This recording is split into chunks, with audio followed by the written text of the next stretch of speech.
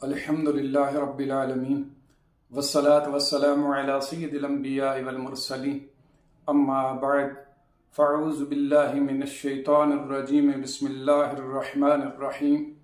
حضرات محترم، انسان کو قلیل علم عطا ہوا یا کثیر علم عطا کیا گیا، اس حوالے سے آیات کے درمیان ایک تعارض کی تطبیق قائم کریں گے۔ چنانچہ آیت کریمہ میں اللہ رب العزت نے ارشاد فرمایا وَمَا أُوتِيتُم مِّنَ الْعِلْمِ إِلَّا قَلِيلًا۔ اس آیت کریمہ میں ارشاد ہوا کہ انسان کو بہت قلیل علم عطا کیا گیا۔ اب اس آیت کریمہ سے معلوم ہوا کہ انسان کو بہت قلیل علم عطا ہوا، جبکہ اس کے برعکس دوسری آیت کریمہ میں اللہ رب العزت نے ارشاد فرمایا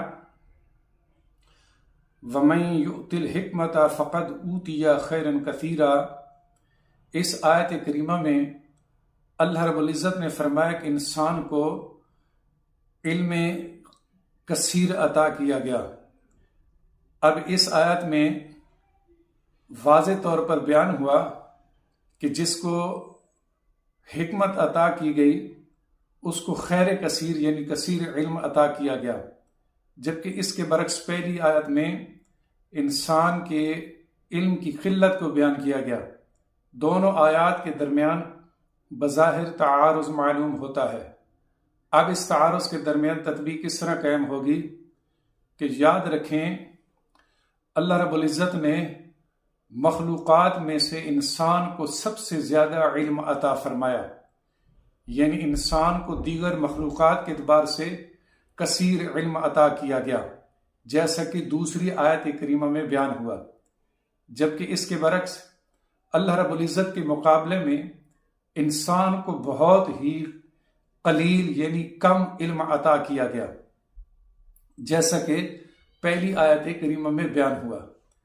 تو جس آیت کریمہ میں انسان کی علم کی قلت کو بیان کیا گیا، اس میں اللہ رب العزت کے اعتبار سے قلت کو بیان کیا گیا کہ اللہ کے مقابلے میں انسان کا علم بہت قلیل ہے، اور جس آیت میں انسان کے لیے کثیر علم بیان کیا گیا اس سے مراد یہ ہے کہ مخلوقات میں سے اللہ نے انسان کو کثیر علم عطا فرمایا۔ اگر اس تطبیق کو تسلیم کر لیا جائے تو آیات کے درمیان تعارض بھی ختم ہو جائے گا اور اس حل کے بعد اختلاف بھی ختم ہو جائے گا۔